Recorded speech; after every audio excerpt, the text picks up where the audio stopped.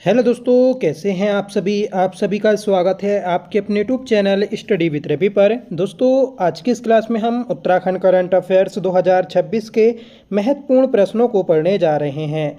दोस्तों, जो आपका 23 अगस्त को Uttarakhand high court clerk steno का एग्ज़ाम होने जा रहा है, इस एग्ज़ाम में आपका 2026 के करंट अफेयर को ही पूछा जा रहे हैं। तो हमने 2026 के करंट अफेयर को स्टार्ट किया है, जिसकी 2 क्लासेस हमने कर ली हैं। आज ये हमारी तीसरी क्लास है। अगर आपने पिछली दोनों क्लासों को नहीं देखा है तो आप उन्हें चैनल पर जाकर देख सकते हैं, क्योंकि दोस्तों इस बार आपका एग्ज़ाम पैटर्न चेंज हुआ है, तो उसमें करंट अफेयर के काफ़ी ज़्यादा प्रश्न रहने वाले हैं। ठीक है, और नेशनल करंट अफेयर्स को भी हम कवर कर रहे हैं, तो इसलिए आप चैनल से ज़रूर जुड़ जाइएगा। तो चलिए शुरू कर लेते हैं आज के अपनी इस क्लास को, जिसका पहला क्वेश्चन है, बताना है उत्तराखंड सरकार की एक जिला एक खेल वन डिस्ट्रिक्ट वन स्पोर्ट नीति के तहत नैनीताल जिले के लिए किस विशिष्ट खेल का चयन किया गया। देखिए, एक जिला एक खेल नीति के तहत नैनीताल जिले के लिए जो आपका खेल है, तो ये आपका मॉडर्न पैंथालोन खेल है। सही आंसर हो जाएगा ऑप्शन बी। ठीक है, तो हर जिले में आपका एक खेल को बढ़ावा दिया जाएगा। तो सभी जिलों के खेलों को हम देख लेते हैं, क्योंकि एग्ज़ाम से आपका किसी भी जिले का पूछा जा सकता है। उससे पहले इस योजना के बारे में हम जानें या इस नीति के बारे में, तो इसे उत्तराखंड के खेल मंत्री रेखा आर्या ने शुरू किया है, जिससे दोस्तों हमारे उत्तराखंड में खेलों को बढ़ावा मिल सके। ठीक है, इस महत्वपूर्ण नीति के तहत उत्तराखंड के सभी 13 जनपदों के लिए एक एक विशिष्ट खेल का सिलेक्शन किया गया, ताकि स्थानीय खेल प्रतिभाओं को निखारा जा सके। ठीक है, प्रत्येक जिले में चयनित खेल के लिए आवश्यक बुनियादी ढांचा विकसित किया जाएगा और खेल अकेडमियों की भी स्थापना की जाएगी। नैनीताल का था मॉडर्न पैंथालोन। ऐसे ही दोस्तों अल्मोड़ा का है बैडमिंटन, बागेश्वर का है ताइक्वांडो, चंपावत का है दोस्तों फुटबॉल, देहरादून का है शूटिंग, हरिद्वार का है रेसलिंग, नैनीताल का हमने पढ़ा मॉडर्न पैंथालोन, और पौड़ी का है दोस्तों एथलेटिक्स, पिथौरागढ़ का है मुक्केबाजी, और टिहरी गढ़वाल जिले का है दोस्तों कैनोइंग और काइकिंग, मतलब जो आपकी वाटर रेस होती है। ठीक है, तो उसी से संबंधित है। रुद्रप्रयाग का है दोस्तों वुशु खेल, उधम सिंह नगर का है साइकिलिंग, और आपने देखा होगा कि रुद्रपुर में एक साइकिलिंग अकेडमी या साइकिल ट्रैक भी विकसित किया जा रहा है। उत्तरकाशी जिले में दोस्तों कबड्डी, और चमोली में है दोस्तों रेस वॉक। ठीक है, तो ये सभी खेल थे आपके 13 जिलों के, तो याद रखें। आगे बढ़ जाएंगे कि उत्तराखंड के किस स्थान या परिसर को राज्य के पहले 3V गार्डन के रूप में विकसित करने का निर्णय लिया गया है। ठीक है, तो दोस्तों ये लिया गया है मुख्यमंत्री आवास परिसर में। मुख्यमंत्री आवास परिसर में पहले 3V गार्डन के रूप में विकसित करने का निर्णय लिया गया है। ठीक है, ये जो आपका गार्डन है, ये एक पहली अनूठी पहल है। ठीक है, और यह देश का ऐसा पहला सरकारी परिसर बनेगा जो पूरी तरह परागणों और पक्षियों के अनुकूल व उनके लिए समर्पित होगा। ठीक है, इस परियोजना के तहत राज्य का उद्यान विभाग 12 माह का एक विशेष कैलेंडर तैयार कर रहा है, ताकि पूरे वर्ष भर परिसर में फूल खिले रहें। ठीक है, यह पौधारोपण मुख्यमंत्री आवास परिसर से लेकर नज़दीकी लोक भवन और कैंट क्षेत्र तक लगभग 2.5 किलोमीटर की परिधि में लगाए जाएंगे या फिर किया जाएगा। ठीक है, 3V का मतलब है दोस्तों वी वर्ल्ड और बटरफ्लाई, मधुमक्खी, पक्षी और तितली। ठीक है, आगे बढ़ जाएंगे और बताना है कि देश में पहली बार समान नागरिक संहिता यूसीसी यूनिफॉर्म सिविल कोड के तहत हलाला प्रथा के खिलाफ पहली एफआईआर उत्तराखंड के किस जिले में दर्ज की गई। तो ये की गई दोस्तों हरिद्वार में। करेक्ट आंसर है ऑप्शन बी। ठीक है, तो देश में पहली बार समान नागरिक संहिता यूसीसी के तहत हलाला मामले में पहली एफआईआर उत्तराखंड के हरिद्वार जिले के बुग्गा वाला थाने में दर्ज हुई। यह मुकदमा एक महिला की शिकायत पर उसके पति मोहम्मद दानिश और ससुराल पक्ष के अन्य सदस्यों के खिलाफ दर्ज की गई। ठीक है, आप सभी जानते हैं कि जो यूसीसी है तो इसे लागू करने वाला उत्तराखंड भारत का पहला राज्य है स्वतंत्रता के बाद। इसके बाद दोस्तों गुजरात और असम में भी इसको लागू किया गया है। 27 जनवरी को हम प्रतिवर्ष आपका यूसीसी डे बनाते हैं, इसको भी याद रखिएगा।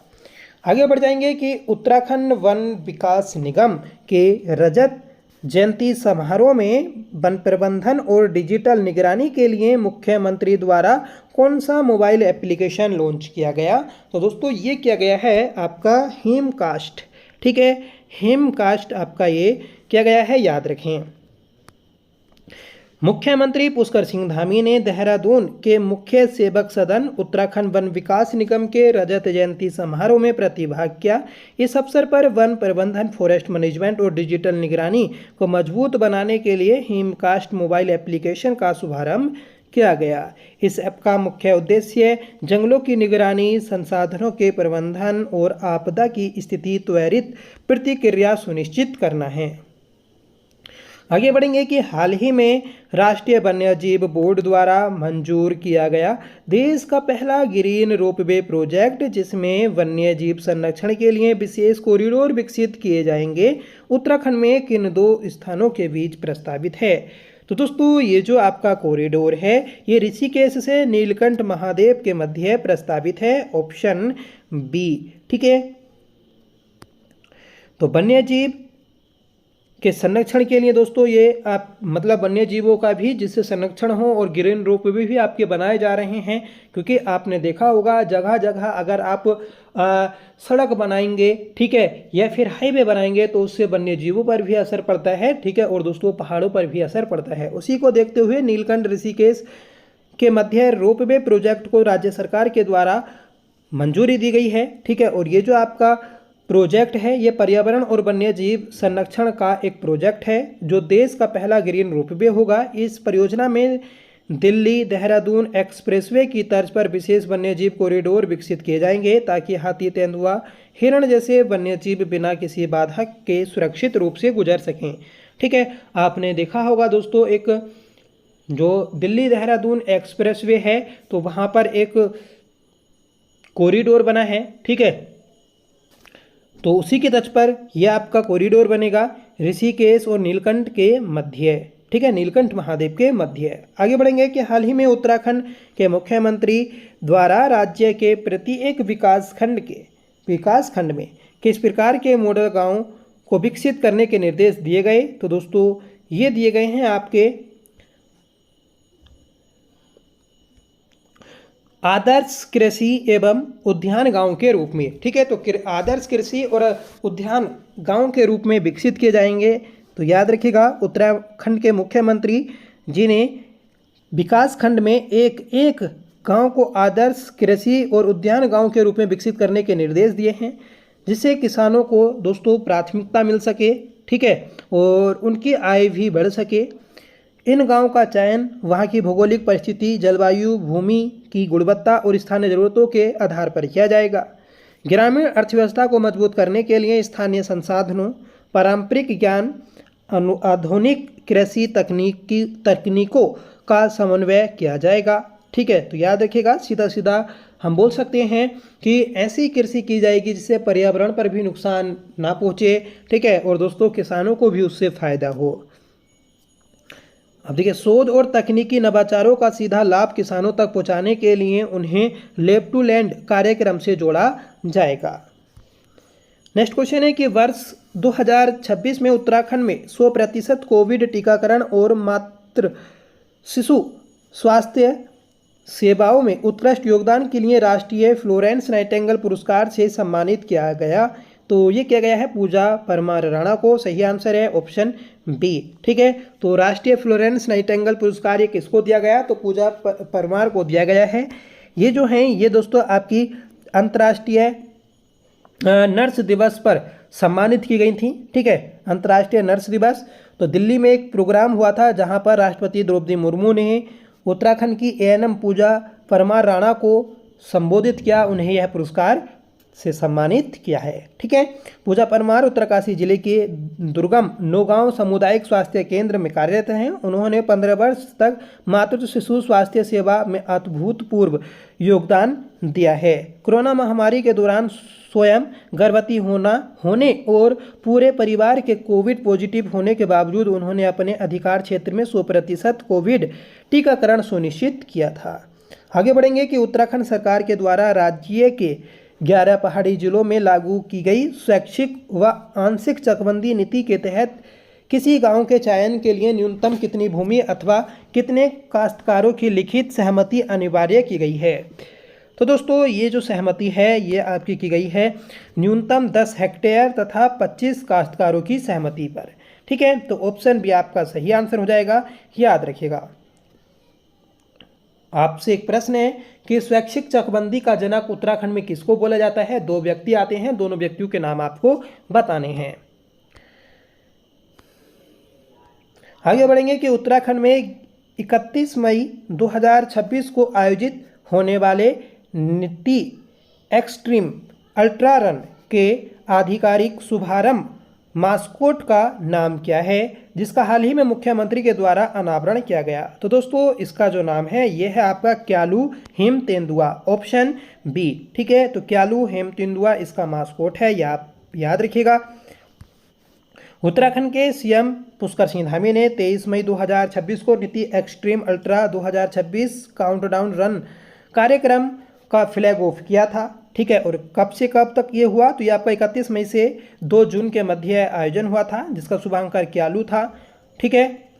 यह नाम अवर मास्कोट प्रतियोगिता के विजेता पंकज पंत द्वारा सुझाया गया था। नीति एक्सट्रीम अल्ट्रा रन का शुभारंभ पर्यटन विभाग द्वारा सेना एवं आईटीबीपी के सहयोग से किया गया था। ठीक है, याद रखें। जिसमें दोस्तों आपकी नीति मलारी से 75 किलोमीटर अल्ट्रा रनिंग प्रतियोगिता थी, जिसके जो आपके विजेता रहे तो वह चमोली जनपद के धावक दिवंगर कुंवर बने हैं। ठीक है।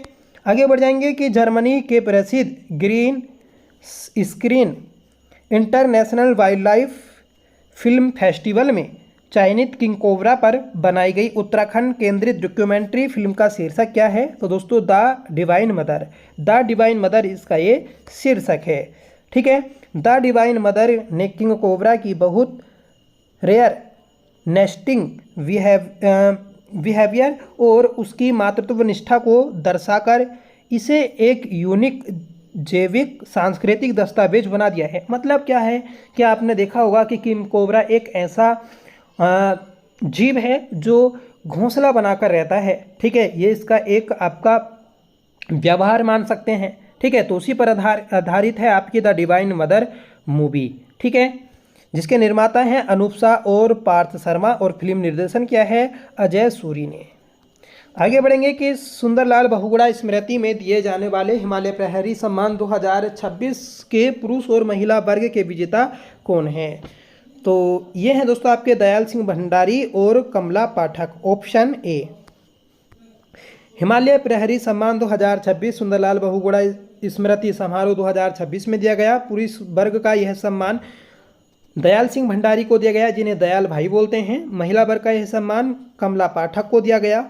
आयोजन जो किया जाता है दोस्तों इस समारोह का, तो ये किया जाता है नवजीवन मंडल आश्रम और सेव हिमालय मूवमेंट द्वारा। ठीक है। और संयुक्त रूप से यह आयोजन होता है। दयाल भाई आपके चिपको आंदोलन से जुड़े हुए थे, याद रखिएगा। ठीक है। और पर्यावरण से लगातार जुड़े हुए ये कार्य करते रहते हैं। कमला पाठक ये गांधीवादी विचारधारा, भूदान आंदोलन और गांधी साहित्य अध्याय से जुड़ी रही हैं। ये जो आपका सम्मान है 2025 में दीक्षा बिष्ट और घनश्याम रतूड़ी को दिया गया था। 2024 में ये कुंवर प्रसून और मंगसिरी देवी को दिया गया था और 2023 में ये विजय जड़धारी को दिया गया था। 2022 में यह सम्मान दोस्तों धूम सिंह नेगी को दिया गया। ठीक है। मतलब 2022 में इस पुरस्कार की शुरुआत हुई थी, याद रखें। आगे बढ़ेंगे कि देहरादून को भारत सरकार की किस परियोजना के तहत 12 चयनित शहरों में शामिल किया गया। तो देहरादून को दोस्तों भारत सरकार की जो परियोजना है हीट रेजिएंट मॉडल सिटी परियोजना इसमें शामिल किया गया है। तो ऑप्शन सी आपका सही आंसर है। भारत सरकार ने देश के 12 चयनित शहरों में देहरादून को हीट रेजिएंट मॉडल सिटी परियोजना के लिए चुना है। इस परियोजना का उद्देश्य दोस्तों शहरों को बढ़ती गर्मी और जलवायु परिवर्तन के प्रभावों के प्रति अधिक सक्षम बनाना है। नगर निगम देहरादून और national institute of urban affairs के बीच में एक आपकी समझौता प्रक्रिया हुई है, इसको याद रखिएगा। योजना के तहत प्रमुख पार्कों, सड़क किनारे क्षेत्रों और सार्वजनिक परिसरों में हरित क्षेत्र को बढ़ाया जाएगा। छायादार स्थान, हरित पट्टियों और दोस्तों पर्यावरण अनुकूल सार्वजनिक सुविधाओं का विस्तार किया जाएगा। ठीक है, बड़े पैमाने पर दोस्तों आपका पौधारोपण अभियान चला जाएगा, याद रखिएगा, जिससे हमारा जो लगातार प्रदूषण और गर्मी बढ़ रही है उससे राहत मिल सके। हीट रेजिएंट सिटी ये क्या है दोस्तों, ये इसको बोलते हैं गर्मी सहिष्णु शहर। ठीक है, का अर्थ होता है ऐसा शहर जो भीषण गर्मी और लू से प्रभावों को कम करने, सहन करने और तेजी से उबरने में सक्षम करता है। ठीक है, आगे बढ़ेंगे कि जल जीवन मिशन 2.0 के तहत ग्रामीण पेयजल आपूर्ति और जल सुरक्षा को मजबूत करने के लिए केंद्र सरकार ने हाल ही में किन 3 राज्यों के साथ समझौता ज्ञापन पर हस्ताक्षर किया है? तो दोस्तों ये क्या है आपका उत्तराखंड, त्रिपुरा और कर्नाटक, ऑप्शन सी। ठीक है, केंद्रीय जल शक्ति मंत्री हैं दोस्तों आपके CR पाटिल। इन्होंने ग्रामीण पेयजल आपूर्ति और जल संसाधन प्रबंधन को मजबूत करने के लिए उत्तराखंड, त्रिपुरा, कर्नाटक के बीच एक समझौता ज्ञापन पर हस्ताक्षर किए हैं। ठीक है, तो याद रखिएगा, जिसका उद्देश्य है कि स्रोतों की स्थिरता, कुशल संचालन, रखरखाव और जल गुणवत्ता प्रबंधन में केंद्र राज्य समन्वय को बढ़ावा देना है, उनको बढ़ाना है। उत्तराखंड में आपने देखा होगा जगह जगह पर झरने होते हैं, ठीक है, नदियां होती हैं, तो दिन पर दिन दोस्तों वह सूखते जा रहे हैं। तो उन्हीं को पुनरुद्धार करने के लिए, उनको पुनर्जीवित करने के लिए इस 3 राज्यों के बीच में एक आपका समझौता हुआ है। ठीक है, आगे बढ़ेंगे कि उत्तराखंड के मुख्यमंत्री पुष्कर सिंह धामी ने चंपावत जिले के खेतीखान स्थित सरकारी ITI का नाम बदलकर किस शहीद के नाम पर रखने की घोषणा की है? तो दोस्तों ये की है आपकी शहीद लांस नायक भवानी दत्त, ये है आपका रेवादार। ठीक है, तो रेवादार जो है इनके नाम पर इसका नाम रखा गया है। ठीक है, तो क्वेश्चन बन जाएगा कि हाल ही में जो आपके ये व्यक्ति हैं, ठीक है, तो इनके नाम पर कहाँ पर एक ITI का नाम रखा गया है? तो दोस्तों खेतीखान चंपावत में रखा गया है, याद रखिएगा। इनके लिए एक ये दोस्तों जो सम्मान की बात है, क्योंकि इन्होंने महत्वपूर्ण निर्णय शहीद लांस नायक रेवादार के देश के प्रति अद्वितीय योगदान और सर्वोच्च बलिदान को सम्मान देने के उद्देश्य से किया है। ठीक है, मतलब दोस्तों इनको सम्मान देने के लिए ये नाम दिया गया है, तो याद रखिएगा। ठीक है, सेना में जुड़े हुए थे। आगे बढ़ेंगे कि वित्तीय प्रबंधन या वित्तीय वर्ष 2026 से 27 के बजट के तहत उत्तराखंड के मुख्यमंत्री पुष्कर सिंह धामी के द्वारा राज्य के प्रत्येक जिले को अनटाइड फंड के रूप में कितनी धनराशि जारी करने की मंजूरी दी गई? तो दोस्तों 13 करोड़ रुपए की धनराशि देने की मंजूरी की गई है। उत्तराखंड के मुख्यमंत्री पुष्कर सिंह धामी ने आपदा प्रभावित स्थानों की सहायता के लिए जिला स्तरीय बुनियादी ढांचा को मजबूत करने के लिए मुख्यमंत्री राहत कोष से कई प्रस्तावों को मंजूरी दी है, याद रखिएगा। ठीक है, और ये अनटाइड फंड के रूप में 13 करोड़ रुपए आपको दिए जाएंगे। आगे बढ़ेंगे कि उत्तराखंड का पहला निर्माण और विध्वंस अपशिष्ट प्रसंस्करण संयंत्र कहाँ स्थापित किया जा रहा है? तो दोस्तों ये आपका मोथरोवाला देहरादून में विकसित किया जा रहा है। सही आंसर हो जाएगा ऑप्शन बी।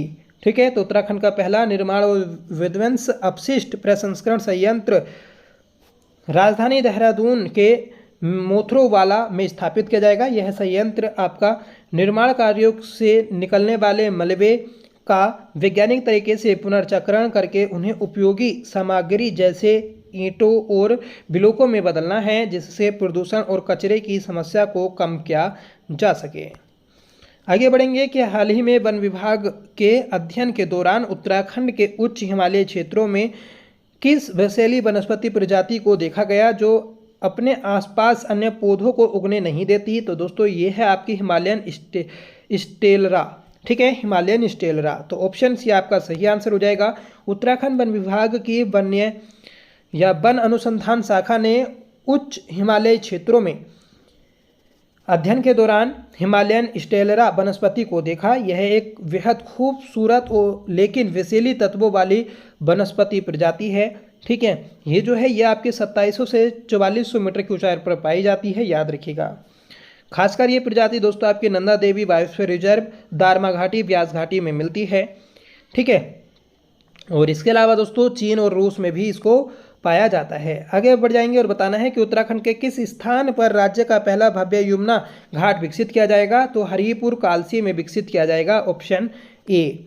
उत्तराखंड का पहला भव्य यमुना घाट हरिपुर कालसी में विकसित किया जा रहा है। यह घाट धार्मिक पुनर्जागरण मॉडल के तहत विकसित किया जा रहा है, जिसका शिलान्यास 2024 में श्री कृष्ण जन्माष्टमी के अवसर पर किया गया था। आगे बढ़ेंगे और मोस्ट इंपोर्टेंट क्वेश्चन है कि उत्तराखंड मुक्त विश्वविद्यालय के द्वारा विकसित फिनवोद ऐप का मुख्य उद्देश्य क्या है। तो फिनवोद ऐप इसका मुख्य उद्देश्य है दोस्तों आपका वित्तीय साक्षरता को बढ़ाना, ऑप्शन बी। ठीक है, और दोस्तों आपसे ये भी पूछ लिया जाएगा कि फिनवोद ऐप किस संस्था के द्वारा विकसित किया गया। तो ये दोस्तों आपका उत्तराखंड मुक्त विश्वविद्यालय के द्वारा विकसित किया गया है। ठीक है, इस ऐप को दोस्तों राज्यपाल लेफ्टिनेंट जनरल गुरमीत सिंह ने लोकार्पण किया है इस ऐप का। ठीक है, और फिनवोद ऐप ये उत्तरावाणी ऐप तथा असिस्टेंट होम स्टे मैनेजर पाठ्यक्रम सामग्री का एक लोकार्पण भी किया है। तो याद रखिएगा आप, इम्पोर्टेंट है। इसमें बस इतना ही याद रख लेना कि आपका जो ये फिनवोद ऐप है ये किससे संबंधित है और इसका अनावरण किसने किया है। इसके अलावा जो उत्तरावाणी ऐप है तो इसको भी याद रखिएगा। इसमें आपका लोक संस्कृति, भाषाओं, लोकगीतों और सामुदायिक रेडियो प्लेटफॉर्मों को जोड़ने वाला एक माध्यम है। ठीक है, तो ये थी दोस्तों आज की हमारी क्लास, जिसमें हमने आपके महत्वपूर्ण प्रश्नों को देखा। ये हमारी तीसरी क्लास थी 2026 के करंट अफेयर की। तो जिन लोगों का 23 अगस्त को एग्जाम है तो वह हमारी इस क्लास से जरूर जुड़ें, आपको पूरा करंट अफेयर करा जाएगा। इस बार दोस्तों आपका उत्तराखंड करंट अफेयर कम से कम 8 से 9 मार्क्स का रहने वाला है। और दोस्तों नेशनल इंटरनेशनल करंट अफेयर तो फिक्स है, ये आपका 8 मार्क्स का आएगा। ठीक है, तो आप चैनल से जरूर जुड़े रहें, आपको पूरा करंट अफेयर कराया जाएगा और जो आपके मोस्ट इंपॉर्टेंट ट्रेंडिंग टॉपिक होते हैं तो उनको भी कराया जाएगा। ठीक है, पिछली क्लासेस नहीं देखी हैं तो आप चैनल पर जाकर देख सकते हैं। आज इस क्लास के बारे में भी आप फीडबैक जरूर दीजिएगा कि आपको यह क्लास कैसी लगी। आई होप क्लास आपको जरूर पसंद आई होगी। अगर आपको पसंद आई हो तो प्लीज़ इसे लाइक करिएगा, दोस्तों में शेयर करिएगा। तो चलिए मिलते हैं नेक्स्ट वीडियो के साथ, तब तक के लिए bye. Thank you so much for watching. जय हिंद।